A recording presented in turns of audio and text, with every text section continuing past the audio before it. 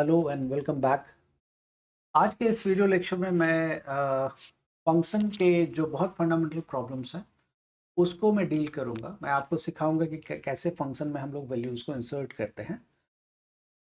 मैं एक्सपेक्ट करता हूं कि इस वीडियो को देखने से पहले आप लोगों ने जो मेरे फंक्शन के पुराने वीडियोस हैं, स्पेशली फंक्शन क्या होता है जो वो आपने ज़रूर देख लिया होगा।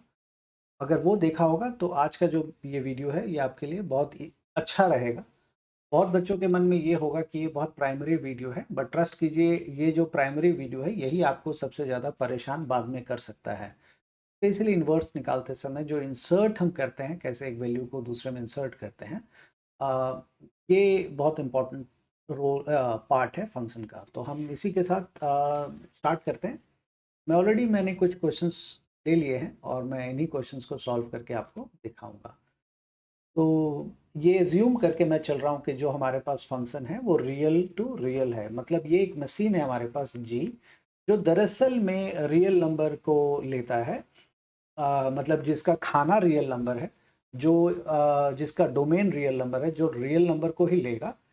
और जो बाहर आएगा, जो भी वैल्यू आएगी वो रियल नंबर ही आएगी। ये फंक्शन का डोमेन और को डोमेन पहले से ये मैं मान के चल रहा हूँ।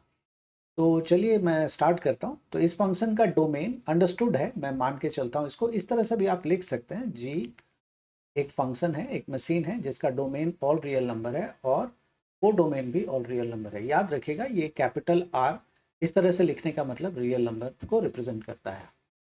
तो बोला ये मशीन का जी ऑफ ज़ीरो निकालिए।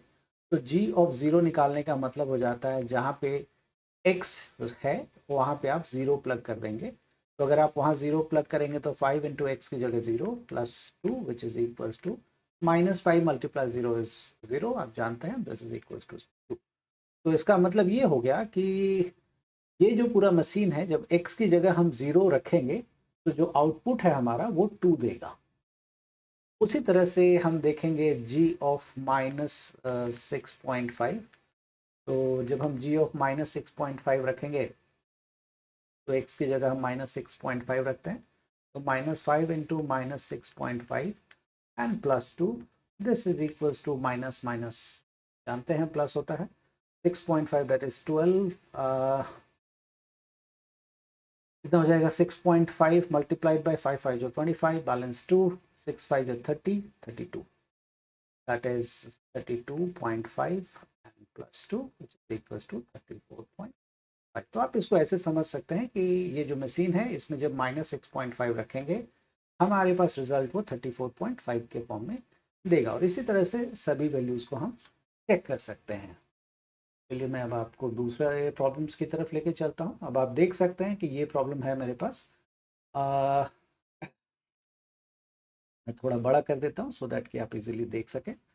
ये भी फंक्शन को लिखने का एक तरीका है जिसमें कि आप देख पा रहे होंगे यहाँ पे कि लिटरली उन्होंने एक्स के बाद ऐसा करके लिखा हुआ है, जैसे जी सच दैट एक्स, और फिर उसके बाद आप देखेंगे ऐसे है और फिर ये लिखा हुआ है।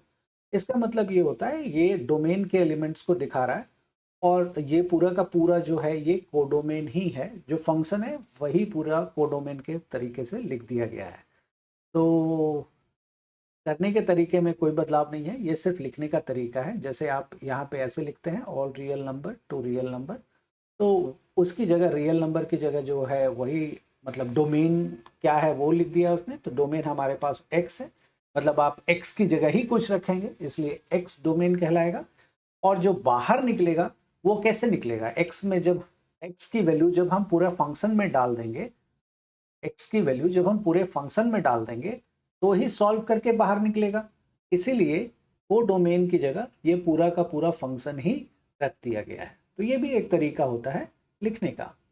तो मैं आपको दिखाता हूँ कि इसकी वैल्यू हम कैसे निकालते हैं। जैसे जी ऑफ -3/2 है हमारे पास, आप देख सकते हैं ये जी ऑफ -3/2 है। इसको हम यहाँ प्लग कर देंगे जैसे पहले किया था आपने वैसे ही है ये -3/2 plus two, in bracket -3/2 -4 divided by x, x की जगह -3/2। तो इसको आप सॉल्व, मैं एक्सपेक्ट करता हूँ कि आप कर लेंगे। जो भी इसकी वैल्यू आएगी दैट इज एक्चुअली द ये एक और इम्पॉर्टेंट बात है जो कि मैं पहले तो पढ़ा चुका हूँ, मैं रिपीट कर देता हूँ यहाँ पे।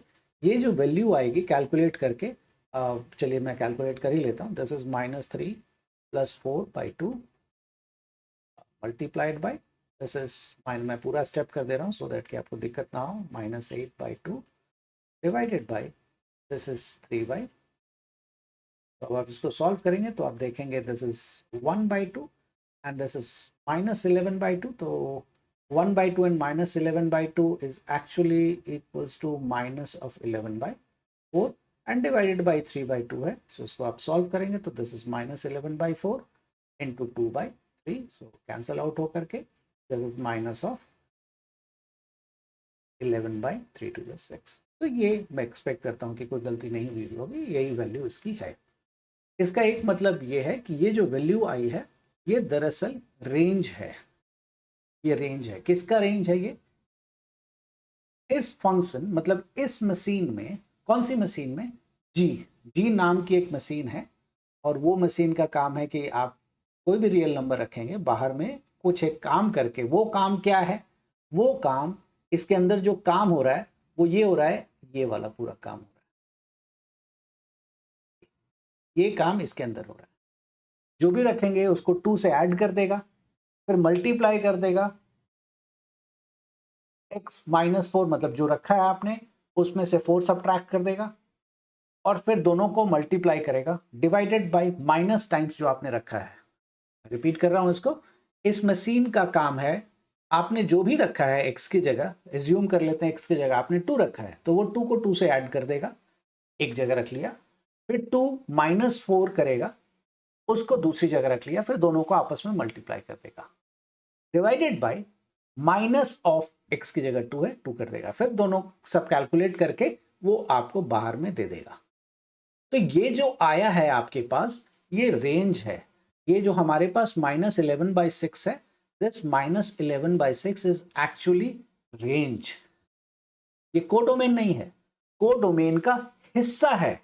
जब मैं यहां पे कहता हूं कि ये function real number two real number है, मतलब मैं ये कह रहा हूं कि ये जो फंक्शन है इसका डोमेन रियल नंबर है और कोडोमेन भी रियल नंबर है।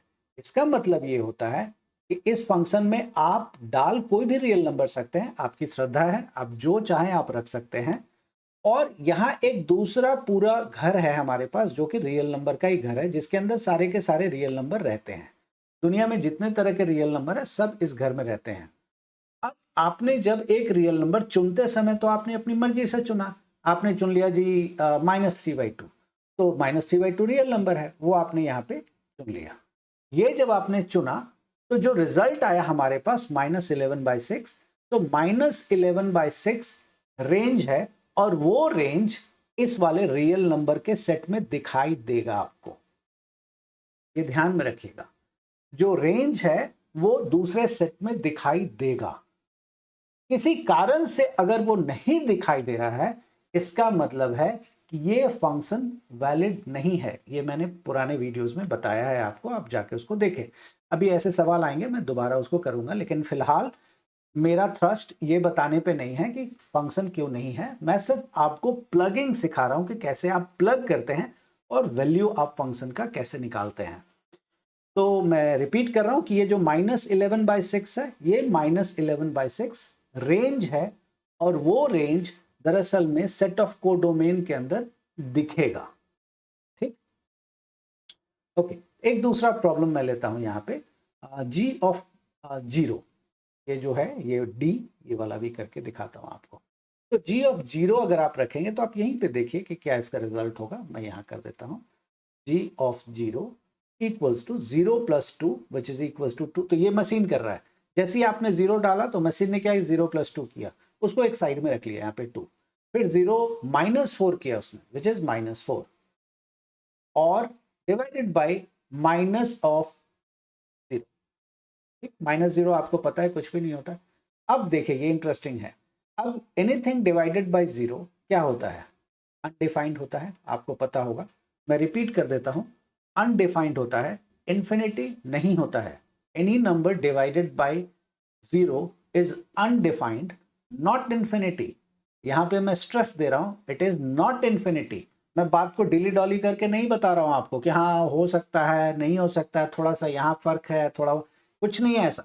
सिंपल है, anything divided by zero is undefined, any number divided by zero is undefined. So clear रखिए इस बात को। ये इन्फिनिटी कब होगा ये आप कैलकुलस में समझेंगे, फिलहाल नहीं।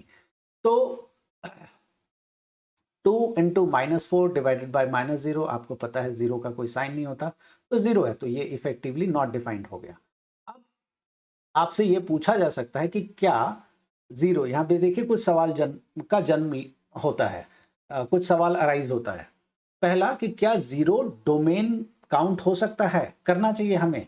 मेरा आंसर है नहीं करना चाहिए, क्योंकि अगर मैं जीरो रखूंगा डोमेन का एलिमेंट, तो ये पूरा का पूरा फंक्शन मर जाएगा, खत्म हो जाएगा, अस्तित्व खत्म हो जाएगा। इंग्लिश में आइडेंटिटी लेस हो जाएगा, इसकी मतलब इसका कोई अपना आइडेंटिटी नहीं रह जाएगा। क्यों? क्योंकि जैसे मैंने जीरो डाला ये पूरा फंक्शन ही गायब हो गया। मतलब आप समझ लीजिए मशीन में कुछ ऐसा डाला, मशीन हवा में पता ही नहीं लगा कहाँ चला गया, तो आप सोचेंगे ना ये क्या हो गया, जादू हो गया। है तो अजीब बात है, कुछ डाला और गायब ही हो गया। एग्जैक्टली इसी तरह से जब आप जीरो रखते हैं तो पूरा का पूरा फंक्शन जो है वो खत्म हो जाता है। तो फंक्शन खत्म हो जाएगा तो आप कैसे, ऐसी चीज को तो रखना नहीं चाहेंगे ना आप, तो ऑफकोर्स आप जीरो को नहीं रखेंगे एज अ डोमेन, नहीं रखना चाहिए। अगर मुझसे कोई पूछा जाएगा रखना चाहिए कि नहीं रखना चाहिए, तो मैं कहूंगा नहीं रखना चाहिए। लेकिन फिर भी अगर कोई अड़ जाता है, कहता नहीं नहीं मुझे तो रखना है जीरो, अब बताओ फंक्शन के बारे में, मैं कहूँगा ठीक है, you just have two choices, आपके पास दो चॉइस है। या तो आप रखिए, अगर आप रखेंगे तो फिर दूसरा कंसेक्वेंस के लिए तैयार रहिए, दूसरे आंसर के लिए तैयार रहिए। अगर आप जबरदस्ती कहेंगे कि नहीं नहीं जीरो को रखो, तो मैं कहूंगा ठीक है मैं रख लेता हूं, लेकिन जीरो को रखूंगा तो ये फंक्शन आपका इनवैलिड होगा, ये मशीन आपका गड़बड़ होगा। कैसे? क्योंकि भाई जीरो रखूंगा तो मशीन ही खत्म हो जाएगा, पूरी तरह से ब्लास्ट हो जाएगा या कुछ और हो जाएगा। ये आज नहीं रखूंगा, कल नहीं परसों रखूंगा। मेरा कहने का मतलब है जीरो की जगह कितने दिन आप जीरो नहीं रखिएगा, कभी 4 रख लीजिएगा, कभी 8 रख लीजिएगा, कभी -3/2 रख लीजिएगा, कभी -2 रख लीजिएगा। ऐसे करके अपने आप को बचाते रहेंगे आप, तभी तो जीरो रखेंगे। जिस समय जीरो रखेगा पूरा का पूरा मशीन खत्म हो जाएगा।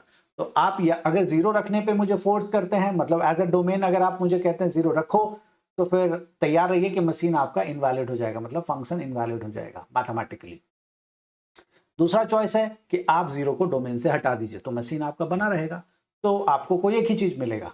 तो अगर मुझसे कोई पूछेगा कि इसका डोमेन क्या रखना चाहिए, अगर आपको पूछा जाए कि इसका डोमेन का सिलेक्शन कैसे रखें, हम कैसे करें, तो आप लिखेंगे कि भाई आप कोई भी रियल नंबर रख लीजिए, मुझे कोई ऐतराज नहीं है इससे सिवाय जीरो के। और को डोमेन तो आप जैसा पहले था रियल नंबर सारा का सारा एज इट इज रहेगा, और ये फंक्शन भी पूरी तरह से वैलिड रहेगा। मैं एक्सपेक्ट करता हूँ कि ये बात आपको समझ में आ गई होगी, और बचे हुए इसी तरह से आप कैलकुलेट कर सकते हैं। चलिए मैं एक तीसरा भी है, वो भी मैं करके दिखा देता हूँ आपको कि कैसे हम लोग इसको कैलकुलेट करते हैं। इसको भी बड़ा कर देता हूँ। देखिए ये अब थोड़ा सा कंपैरेटिवली बड़ा हो गया है, तो कैसे इसको करेंगे वो मैं आपको दिखाता हूँ। आप देखिए, बोला गया F x equals to 4x² + 3x - 2। याद रखिएगा मैंने पहले ही बोल दिया है कि हम जो फंक्शन पढ़ रहे हैं वो रियल टू रियल पढ़ रहे हैं, जिसका डोमेन भी रियल नंबर है और को डोमेन भी रियल नंबर है। Right the following in their simplest form. तो एफ एक्स + 4, तो ये तो बहुत ईजी है, लेकिन मैं करके दिखाता हूँ आपको। एफ एक्स की जगह आप एफ एक्स प्लग कर दीजिए, 4x² + 3x - 2 रख दीजिए, या प्लग कर दीजिए, एक ही बात है, +4। तो अब इसको सॉल्व करेंगे तो आप जानते हैं क्या आएगा, 4x² + 3x + 2, ये आ गया। मैं नेक्स्ट वाला लेता हूँ, बी। बी क्या कहता है, f of 2x + 2, तो this is equal to f of 2x। तो देखिए यहाँ पे f of x हमारे पास 4x² + 3x - 2 है, तो f of 2x क्या हो जाएगा, x की जगह आप 2x को प्लग कर दीजिए, तो f of x की जगह 2x रख दिया। अब जाहिर सी बात है, x की जब ये x था तो आपने x यहाँ रखा हुआ है, जहां जहां x है वहां वहां 2x से आप रिप्लेस कर देंगे। 4 × 2x whole square + 3 × 2x - 2, which is equals to 2 का स्क्वायर 4, 4 4 जो 16, x² + 3 2 जो 6x - 2, ये इसका रिजल्ट हो जाएगा। 4 4 4 जो 16 + 3 2 जो 6, यस दैट्स करेक्ट। ओके, अच्छा सॉरी, ये मैंने सिर्फ f of 2x निकाला है, हमसे f of 2x + 2 भी पूछा है, तो यहाँ पे आप +2 भी कर लीजिए। ये लीजिए +2 कर दिया मैंने, +2 तो कैंसिल हो जाएगा, तो ओनली 16x² + 6x ये आपके पास बच जाएगा, and this is the answer, right. Okay, मैं कुछ बातें और बताता हूँ और कुछ अलग तरह के टर्मिनोलॉजी को यूज़ करके बताता हूँ सो दैट कि आपको याद रहे वो। पर्पसली यूज़ कर रहा हूँ मैं। जैसे मान लीजिए ये सी है हमारे पास और बोला गया है F of x plus two minus 20। Okay, तो मैथमेटिकली मेरे लिए बोलना बहुत आसान है, लेकिन मैं समझ सकता हूँ एज अ स्टूडेंट इतना ईजी नहीं होता है याद रख पाना। तो F of x plus two minus 20, तो आप क्या करेंगे, जहां एक्स है वहां पे एक्स प्लस टू को प्लग कर दीजिए। मैं आपको आसान भाषा में बताता हूं। अगर एफ ऑफ एक्स हमारे पास है 4x² प्लस 3x माइनस 2, तो एफ ऑफ, अगर एक्स की जगह आप कुछ और रखना चाहते हैं, अगर आप एक्स की जगह कुछ भी पेन रखना चाहते हैं तो आप रख लीजिए। तो जहां जहां एक्स है वहां वहां पेन से रिप्लेस हो जाएगा। तो पेन का स्क्वायर प्लस 3 इंटू पेन माइनस 2। ठीक है। अगर आप f की जगह x की जगह पहाड़ रखना चाहते हो आप रख सकते हैं। पहाड़ PAHAD पहाड़ इज इक्वल टू 4 इंटू पहाड़ का स्क्वायर प्लस 3 इंटू पहाड़ माइनस 2। सिंपल है।